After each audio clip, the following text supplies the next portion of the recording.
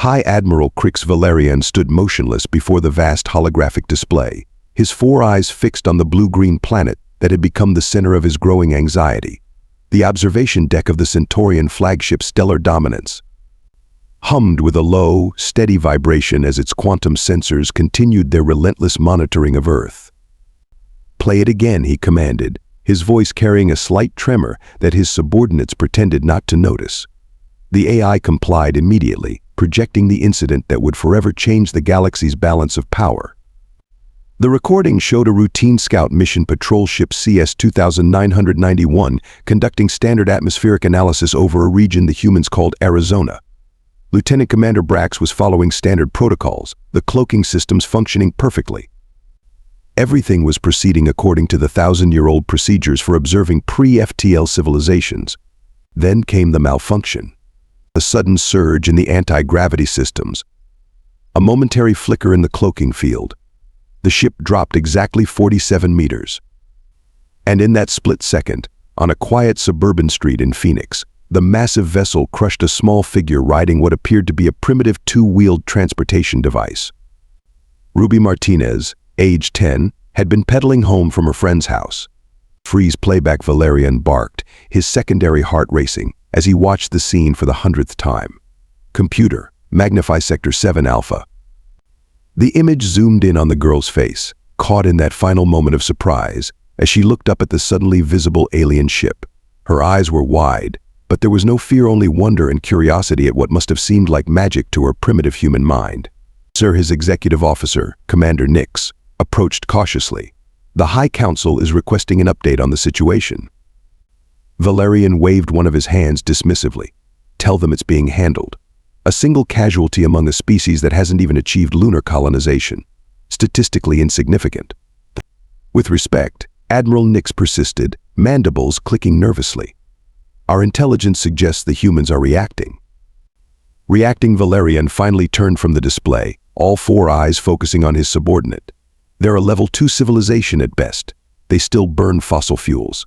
Their most advanced weapons are crude nuclear devices. What possible reaction could concern us?" A junior officer rushed onto the observation deck, breaking all protocols of proper military decorum. "Admiral, we're detecting massive energy signatures from Earth's polar regions. Something's awakening under their ice caps." Valerian turned back to the holographic display, watching as new data streams poured in. Deep beneath the Arctic and Antarctic ice, something was stirring. Something the Centaurian Empire's 1,000 years of observation had somehow missed. And in homes across Earth, millions of parents held their children closer, their grief for one lost child transforming into a cold, terrible resolve that would make the galaxy tremble. The Galactic Council chamber fell silent as the human representative stepped forward. Ambassador Theodore Blake, a tall figure in a simple black suit, walked with measured steps toward the central podium. The assembled alien delegates shifted uncomfortably, many seeing a human in person for the first time. 24 hours ago, Blake began, his voice carrying no emotion. "Your Centaurian Empire killed Ruby Martinez. A child. Our child." The massive chamber's acoustic systems carried his words to every corner, where representatives from over 300 spacefaring civilizations listened with growing unease.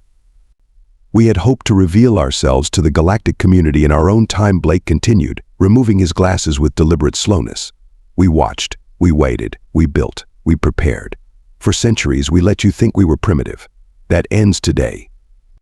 The holographic displays throughout the chamber suddenly activated, showing real-time footage from Earth. The polar ice caps were splitting open, revealing massive hangar bays. From these emerged sleek vessels of impossible design, their hulls gleaming with technology that even the most advanced races in the chamber couldn't comprehend. "Those aren't military bases," Blake explained, his voice now carrying a hint of cold satisfaction. "Those are just our parking lots." The Arcturian Prime Minister leaned forward, her crystalline form reflecting the holographic light. "Impossible. Our surveys showed no signs of advanced technology," Blake interrupted. "Exactly. We learned to hide after observing how your civilizations treat those you consider inferior. Project Eclipse. Perfect technological camouflage. Even now, you're only seeing what we want you to see." The displays shifted to show Earth's orbital space. Massive warships were appearing out of nowhere, their cloaking fields dropping like veils. The Centaurian observation fleet stationed in the solar system suddenly found itself surrounded. "Look at your scanners," Blake suggested. "Those readings you're getting? They're real. Each of those ships carries enough firepower to reduce a planet to atoms.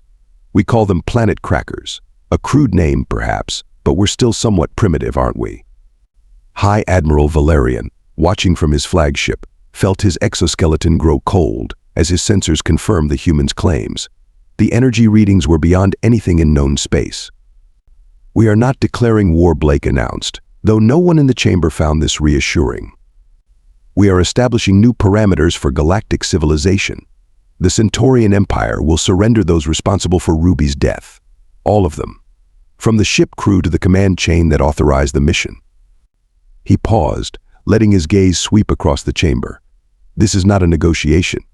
You have 6 Earth hours to comply. After that, we will take them. And if anyone, any race, any empire, attempts to interfere." The displays showed a small, uninhabited moon in the Centaurian home system. A single human vessel appeared near it. There was a flash of light that caused even the chamber's advanced filters to activate. When vision was restored, the moon was simply gone. No debris, no radiation, just empty space where a celestial body had existed for billions of years. "The universe now knows we exist," Blake concluded. "Let it also know this: every human child is precious to us. Every single one. We're parents first, diplomats second, and warriors if you make us. Don't make us." As Blake turned to leave the chamber, the Galactic Council experienced something entirely new: absolute, unified silence born of pure terror. Admiral Jasmine Rodriguez watched the holographic battle map from the bridge of the EFS Nemesis, her expression neutral as another Centaurian colony went dark. Not destroyed, just silent. The Ghost Fleet's specialty wasn't destruction, it was fear. "Status report on Project Prometheus," she commanded, her voice carrying the weight of Earth's vengeance. Her XO, Commander Marcus Banks, brought up the relevant data. "Phase 1 complete, Admiral. The quantum entanglement fields are spreading exactly as planned. 47 Centaurian worlds can no longer communicate with their central command." Rodriguez nodded, remembering the briefing where Project Prometheus was first revealed. The ability to selectively block faster-than-light communications had seemed like science fiction, even to someone who commanded invisible planet-killing ships. Message from High Command Banks announced.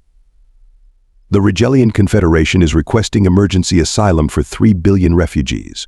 They're terrified we'll target them next for their defense pact with the Centaurians.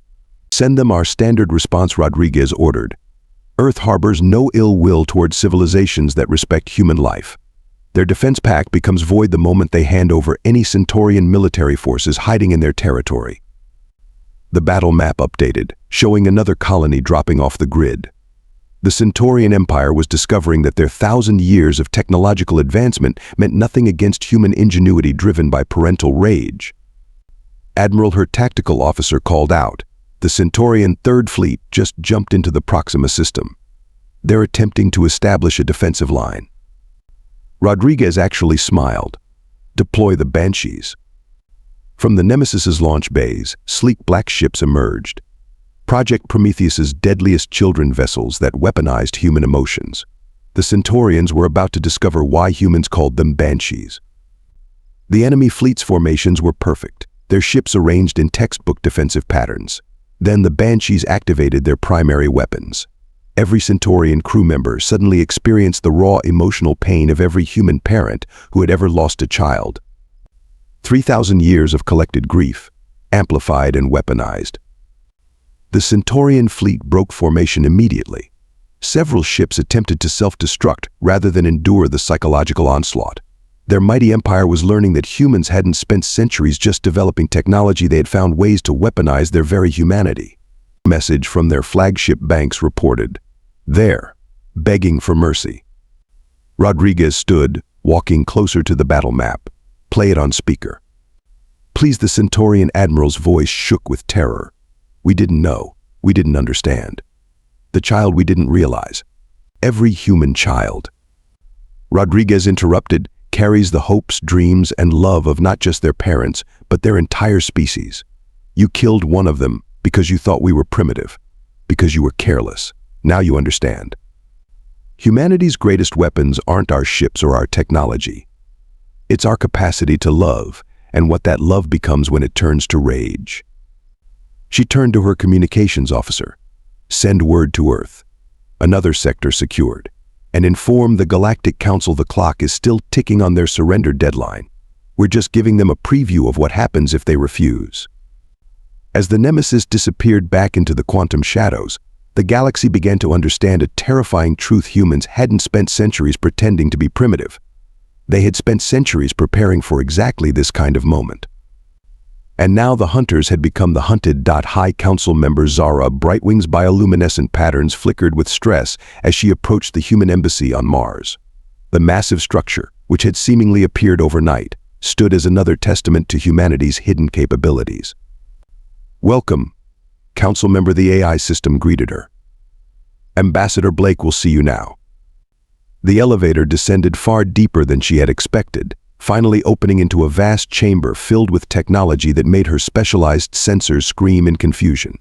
Blake sat at a simple wooden desk, incongruous among the impossible machines surrounding him. Let me guess, Blake said, not looking up from a paper file. The Centaurians sent you to negotiate. They're willing to offer compensation. Brightwing started. 10,000 worlds, complete access to their technology, trade rights for. No, Blake finally looked up. You still don't understand. Show her, Aria. The chamber transformed. Brightwing found herself floating in space, watching as a massive human vessel approached a star. The ship fired a single beam of pure darkness. The star, a red giant, simply winked out of existence. That's impossible, she whispered. You can't just delete a star. We call it a cosmic eraser, Blake explained as the simulation faded. One of our less impressive weapons, actually. Would you like to see what we can do with quantum string manipulation? Or perhaps our experiments with pocket universes? Brightwing's wings trembled. Your species, you were never primitive. No, we simply learned from history. Every advanced civilization we observed treated less developed ones as inferior. So we hid, we watched, we learned, and we prepared. For what? For exactly this scenario. The day some arrogant empire decided that human life was insignificant, Blake stood, walking to a window overlooking an underground city that shouldn't have been possible. Ruby Martinez was more than a child. She was hope, potential, future. Every human child is. Another display activated, showing the Centaurian Empire's colonies falling silent one by one. The Andromeda Alliance had already publicly severed all ties with them. The Orion Collective was closing its borders to Centaurian refugees. They're being abandoned by everyone, Brightwing observed. Of course they are. The galaxy is learning what happens when you harm a human child. Now, I'll tell you one last time: surrender those responsible. All of them. And if they don't. Blake's smile was terrifying in its gentleness. Then we'll demonstrate why we spent centuries making the galaxy think we were harmless. The Centaurians thought they were gods among primitive beings. Now they're learning that they were actually children playing with toys, and the adults have finally come home. As Brightwing left the embassy, she sent an urgent message to the council. The words were simple: give them what they want. Give them everything they want. Or there won't be an empire left to save. Miguel and Ana Martinez stood before the Galactic Council, their presence more commanding than any warship. Ana held Ruby's worn backpack, still covered in cartoon unicorn stickers. Miguel carried their daughter's favorite book. We're not here for revenge, Ana's voice carried across the chamber. We're here for justice. The council chamber's displays showed the systematic dismantling of the Centaurian military, ships vanishing into quantum shadows, entire fleets going silent, the mighty empire crumbling before the fury of a species they had gravely underestimated. Our daughter, Miguel continued, loved the stars. Every night, she would look up and wonder if anyone was looking back. She dreamed of meeting aliens, of making new friends among the stars. A massive hologram appeared, showing Ruby's last school project, a crayon drawing of Earth, surrounded by smiling alien faces. The image struck deeper than any weapon. Instead, Ana's voice hardened. Your arrogance killed her. Your contempt for primitive species murdered our baby. The chamber's sensors detected an approaching vessel. The Stellar Dominance, High Admiral Valerian's flagship, emerged from hyperspace directly above the Council station. Its weapons were offline, its shields down. Humanity Valerian's voice echoed through the chamber as he transmitted from his ship. "I come to surrender myself and all those responsible for the death of Ruby Martinez." The response came not from the Council, not from Earth's military, but from Miguel Martinez. "Lower your ship to docking bay 7. Walk out alone. Face us." The mighty Admiral of the Centaurian Empire, conqueror of 1,000 worlds, did exactly that. The cameras followed his walk of shame through the station's corridors, broadcasting it across the galaxy. He entered the chamber and faced Ruby's parents.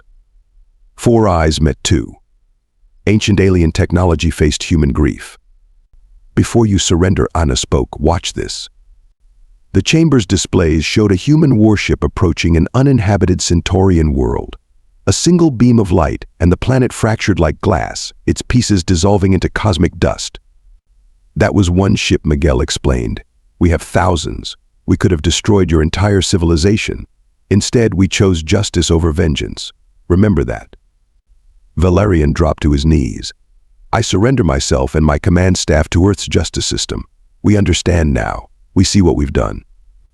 The Martinez family stepped forward, their shadows falling over the kneeling admiral. Anna placed Ruby's backpack on the Council's central podium. "Let this be a reminder," she announced to the galaxy. "Every child of every species is precious. Earth will enforce this truth. Any civilization that forgets it will answer to us." As Valerian was led away in custody, the galaxy watched in stunned silence. The message was clear: humanity had revealed itself not through diplomacy or trade, but through the fierce protection of their children. And the universe would never be the same. 10 years after Ruby Martinez's death, the Galactic Council passed the Ruby Protocol unanimously. The document was simple, written in every known language, and enforced by humanity's watchful eyes. The protection of children, regardless of species, technological advancement, or political status, is paramount. Any violation will result in immediate intervention by Earth's guardian fleet. Ambassador Blake stood at the signing ceremony, watching representatives from 3,000 civilizations add their marks to the treaty. The Centaurian Empire, now reformed under new leadership, signed first, a symbolic gesture of their transformation. Earth's ships no longer hid. They patrolled openly, their quantum drives and planet-cracking weapons now serving as shields for the defenseless. When a civil war threatened civilian populations in the Orion sector, a single human vessel appeared. The fighting stopped within hours. Humanity's technology revolution changed everything. But it was their unwavering dedication to protecting the innocent that transformed galactic society. Species that once viewed less advanced civilizations as beneath notice now sent aid and education. The strong protected the weak, not out of fear of Earth's reprisal, but because humanity had shown them a better way. In Phoenix, Arizona, a monument stood where Ruby Martinez took her last breath. It wasn't grand or imposing, just a simple hologram of a girl on her bicycle, looking up at the stars with wonder. The plaque beneath it read, "One child's life changed the universe. Now every child can reach for the stars without fear." The galaxy had learned its lesson. Not through the planet crackers or the Ghost Fleet or Project Prometheus, but through the tears of 2 parents who turned their grief into a shield for all children. Humanity had revealed itself not as conquerors, but as guardians. And somewhere in the vast expanse of space, Ruby Martinez's dream finally came true: aliens and humans, together, looking up at the stars. Not in fear, but in hope. The Martian Memorial Gardens stretched across the Red Plains, a testament to terraforming technology that humans had kept hidden for centuries. Today, representatives from every known spacefaring race gathered beneath its crystal domes for the 5th anniversary of the Galactic Unity Treaty. Former High Admiral Valerian, now serving his rehabilitation sentence by teaching alien children about the importance of respect for all life, stood beside Miguel and Anna Martinez. The years hadn't softened their loss, but their grief had transformed into something powerful, a force that reshaped civilizations. Today, Ambassador Blake announced to the assembled dignitaries, "We celebrate not just peace, but understanding. 5 years ago, we signed treaties. Today, we build schools together. Tomorrow, our children will explore the stars together." The holographic displays showed the achievements of the past 5 years. Joint human-alien exploration missions, the first interspecies schools, the Guardian fleet, now staffed by crews from 100 different worlds, all united in their mission to protect the innocent. Anna Martinez stepped forward, her voice strong. Ruby would have loved this. She always said the stars needed more friends. Above them, through the crystal dome, ships from every civilization performed a synchronized light show. Among them flew Ruby's Dream, Earth's newest diplomatic vessel, its hull adorned with the same unicorn stickers that had once decorated a little girl's backpack. The galaxy had changed. The word human no longer meant primitive or weak. It meant protector, guardian, friend to the innocent and terror to those who would harm them. But most importantly, it meant hope. As the ceremony concluded, a small Centaurian child approached Anna Martinez, offering her a drawing Earth and Centauria, connected by a rainbow bridge of stars. Anna hugged the child, and across the galaxy, everyone watching understood this was humanity's true power. Not their hidden technology or fearsome weapons, but their capacity to turn grief into growth, pain into protection, and loss into love.